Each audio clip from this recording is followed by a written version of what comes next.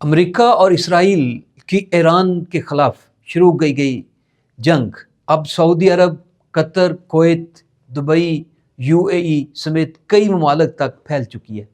امریکہ اور اسرائیل نے ابتدا میں ایرانی سپریم لیڈر اور دوسرے کمانڈرز کو نشانہ بنایا تو ایران نے رد عمل میں اسرائیل پر میزائل برسائے، ساتھ ہی ساتھ تمام خلیجی ممالک میں امریکی اڈوں اور مفادات کو نشانہ بنایا، یہاں تک کہ دیکھتے ہی دیکھتے عراق، سعودی عرب، UAE، قطر، دبئی اور کویت بھی میدان جنگ میں تبدیل ہو گیا۔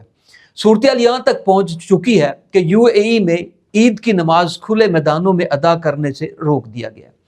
دوسری طرف اسرائیل کو بھی ایرانی میزائلوں سے کافی نقصان کا سامنا ہے، مگر اسرائیل اور امریکہ اپنے منصوبے پر عمل درآمد میں کامیاب دکھائی دیتے ہیں۔ میں ہوں میاں افتخار اور آپ ہیں ہمارے ڈیجیٹل پلیٹ فارم سی نیوز پر۔ ہم امید رکھتے ہیں کہ آپ چینل کو لائک اور سبسکرائب ضرور کریں گے۔ میں ایسا کیوں کہہ رہا ہوں کہ اسرائیل اور امریکہ اپنے منصوبے میں کامیاب ہیں، اور ہو سکتا ہے کہ بہت سے لوگوں کو یہ بات پسند نہ آئے، مگر ہمیں تصویر کے دونوں رخ دیکھنا ہے۔ تو دوستو، امریکہ اور اسرائیل کی کامیابی کی بڑی وجہ ایران، سعودی عرب سمیت خطے کو جنگ کی آگ میں جھونکنا ہے۔ یہ اسرائیل کا منصوبہ ہے کہ عرب ممالک جن کے پاس تیل کی وافر دولت موجود ہے، ان کو اس حالت میں لایا جائے کہ اسے اپنا گریٹر اسرائیل کا منصوبہ پورا کرنے میں دقت کا سامنا نہ ہو۔ اس منصوبے میں اسے امریکہ کا پورا ساتھ حاصل ہے۔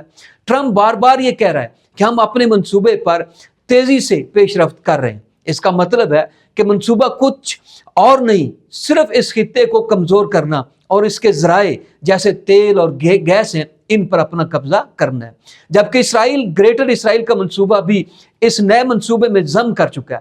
اب سوال یہ ہے کہ اسرائیل تو بڑے عرصے سے اس منصوبے پر عمل پیرا ہے، امریکہ ایسا کیوں کرے گا؟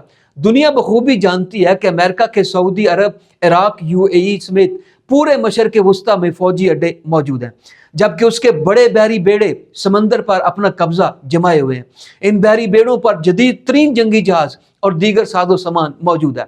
تمام عرب ممالک جہاں جہاں اس کے اڈے موجود ہیں، وہ سمجھتے ہیں کہ ضرورت کے وقت امریکہ ان کی دفاعی ضروریات پوری کرے گا، بلکہ یہ کہا جا سکتا ہے کہ ان ممالک نے امریکہ کے ساتھ اپنے دفاع کا ٹھیکہ کر رکھا ہے۔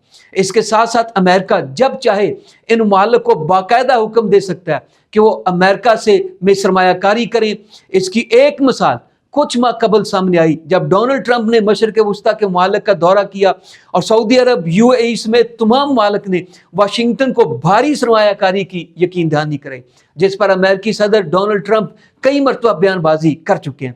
اس سب کے باوجود امریکہ اسرائیل یا نیتن یاہو کے منصوبے کا نہ صرف حصہ بنا بلکہ عملی طور پر جنگ میں بھی شامل ہو گیا، جس سے عرب ممالک کو واضح پیغام دیا گیا امریکہ ان کے ساتھ نہیں بلکہ اسرائیل کے ساتھ کھڑا ہے، یہاں تک کہ اسے مشرق وسطیٰ میں اپنے اڈوں کی بھی فکر نہیں۔ جب امریکہ، اسرائیل اور ایران کے درمیان لفظی جنگ جاری تھی، ایرانی رہنماؤں کی جانب سے واضح کیا گیا تھا کہ اگر ایران کو نشانہ بنایا گیا تو وہ مشرق وسطیٰ میں موجود امریکی اڈوں کو نشانہ بنائے گا، لیکن ان بیانات کو اہمیت نہیں دی گئی تھی۔ عرب ممالک کے ساتھ دفاعی معاہدے پر اہم تھے، مگر امریکہ کے لیے نیتن یاہو کے منصوبے کو عملی جامہ پہنانا اس سے بھی کہیں زیادہ اہمیت کا عمل ہے۔ یہ نیتن یاہو کا ہی منصوبہ ہے کہ عربوں کو نیست و نابود کیا جائے، ان کے ذرائع اپنے کنٹرول میں لے جائیں اور اس طرح گریٹر اسرائیل کے منصوبے کو عملی جامہ پہنایا جائے۔ دوسرا یہ کہ اسرائیل امریکہ کو ایران کے مشرق وسطیٰ میں کردار کی وجہ سے خاصی مشکلات کا سامنا تھا۔ حماس اور حزب اللہ اسرائیل کے لیے درد سر بنے ہوئے تھے، کیونکہ دونوں کو حوثیوں کے ساتھ ساتھ ایران کی بھرپور مدد حاصل تھی۔ حزب اللہ اور حماس کو یہ مدد شام کے ذریعے پہنچتی تھی، مگر بدقسمتی سے شام میں بشار الاسد کی حکومت گرا دی گئی اور احمد الشرا، جو ماضی میں ایک دہشت گرد کی شناخت رکھتے تھے، سزا یافتہ بھی تھے، انہیں شام کی مسند مل گئی۔ ساتھ ہی امریکہ اور دوسرے اتحادی جنہوں نے شام میں بشار الاسد کی حکومت گرانے میں اہم کردار ادا کیا تھا، انہوں نے احمد الشرا کی تعریفیں شروع کر دیں، پابندیاں اٹھا لی گئیں، وائٹ ہاؤس کا مہمان بھی بنایا گیا۔ یہاں سے پہلے حزب اللہ اور حماس کی مشکلات کا آغاز ہوا تو پھر بات ایران تک پہنچ گئی۔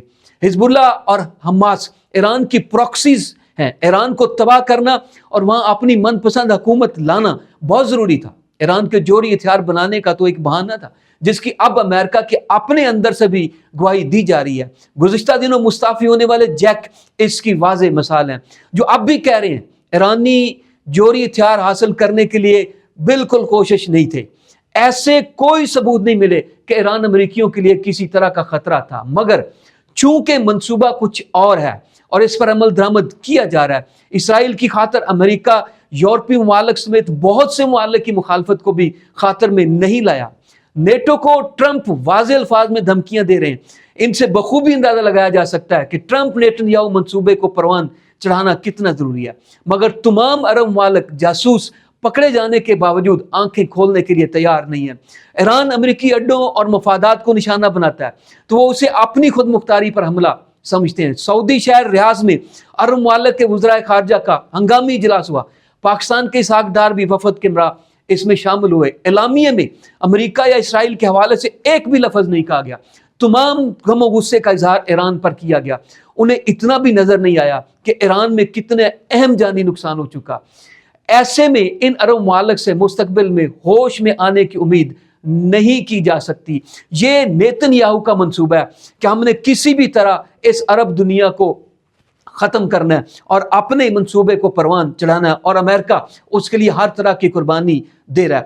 اب پکچر کی دوسری طرف آ جائیں کہ اس کے ساتھ ساتھ ایک طرف گریٹر اسرائیل تو دوسری طرف اکھنڈ بھارت کا منصوبہ بڑے اچھے طریقے سے آگے چلایا جا رہا ہے. سب جانتے ہیں، ساری دنیا جانتی ہے.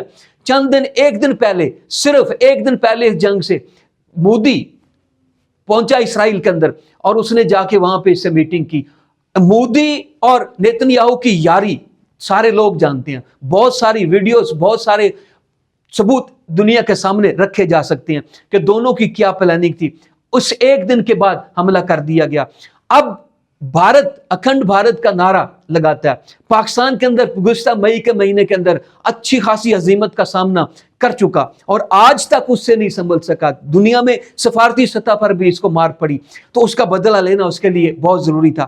اب یہ نیکسس جو ایک طرف ایران کے ساتھ مخالفت لڑ رہا ہے، ٹھیک، جس کو امریکہ کی پوری اشیر بات صرف حاصل نہیں بلکہ امریکہ پریکٹیکلی اس کے اندر داخل ہو چکا ہے. اب صورتحال دوسری طرف یہ کھیلی جا رہی ہے کہ افغانیوں کو ساتھ ملایا گیا، انڈیا ملا اور ساتھ اسرائیل موجود ہے، اور پاکستان کو گھیرنے کی پوری کوشش کی جا رہی ہے. کیونکہ اس خطے کے اندر عربوں کو کنٹرول کرنے کے بعد جو سب سے بڑا اہم فوجی طاقت ہے، جو ایٹمی طاقت ہے، وہ پاکستان ہے. اس کو کنٹرول کرنا، اس کو گھیرنا اس سے بھی زیادہ ضروری ہے. ایران تو ابھی جوہری ہتھیاروں کے حصول کے لیے کوشاں تھا، اس نے کوئی ریکٹر لگائے یا نہیں لگائے، انہوں نے تباہ کر دیے، بمبار طیارے سے انہوں نے حملے کیے، سارا کچھ کر دیا. اب بھی اس کی تیل کی تنصیبات پر حملے کر رہے ہیں. اب پاکستان کہاں کھڑا ہے کہ پاکستان کے سارے بارڈرز اس وقت خطرے کے اندر ہیں کہ ایک طرف افغانی جن کو ہم نے پالا پوسا بڑا کیا، کھلایا پلایا، سب کچھ کیا، وہ نمک حرامی پر اترے اور وہ آ کے میدان میں ہمارے خلافی ان کے ساتھ نیکسس بنانے کے بعد سامنے آ گیا. تو ادھر اکھنڈ بھارت کا منصوبہ پوری طرح سے چل رہا ہے اور اس کو آگے لے کے بڑھا جا رہا ہے. آگے جا کے کیا ہوگا کہ یہ دونوں منصوبے آپس میں مل جائیں گے. ایک طرف گریٹر اسرائیل، اس کی پروان چڑھایا جائے گا، اور دوسری طرف اکھنڈ بھارت کا. اور آ جا کے انتہائی امپورٹنٹ کردار، جو کردار اس وقت میں پاکستان ادا کر رہا ہے، بھلے ہمیں اس حکومت سے کتنی کیوں نہ مخالفت ہو، لیکن جو سفارتکاری جب سے یہ جنگ بن رہی تھی اس وقت سے لے کے جو سفارتکاری پاکستان کردار ادا کر رہا ہے، اسی کی وجہ سے ہے کہ اب تک عرب لوگ اٹھ کے ایران کے گلے نہیں پڑے، جو کہ اب نظر آ رہے ہیں کہ یہ کسی بھی وقت، چونکہ وزیر خارجہ سعودی عرب کے انہوں نے واضح الفاظ کے اندر دھمکی دی ہے کہ اب ہم اپنا حق محفوظ رکھتے ہیں. اسی طرح UAE تل رہا ہے، اس کے پیچھے بھی کون ہے یہ بھی ساری دنیا جانتی ہے، اور وہ کیوں ایسی حرکتیں کر رہا ہے یہ بھی سارے جانتے ہیں. تو اس لیے اب اس بھارت کو اپنا یہ منصوبہ پروان چڑھانا ہے. اور ایسی رپورٹ سامنے ہے کہ یہ افغانیوں کے ساتھ ایک طرف اگر اسرائیل اور انڈیا پاکستان کی طرف مڑتے ہیں اور دوسری طرف سے افغانیوں کو اپنے ساتھ ملائیں گے اور وہ پاکستان کے اوپر حملے کے لیے آگے بڑھیں گے. تو کچھ ایسا نیکسس دنیا کے اندر بن چکا، عالمی سطح پہ یہ سارے منظرنامہ تبدیل ہوتا جا رہا ہے. اور وہ ٹرمپ جو نوبل انعام کے لیے اپنے آپ کو کہہ رہا تھا، بار بار کہتا تھا میں نے 8-9 جنگیں رکھوائیں، وہ ان کی سربراہی کر رہا ہے.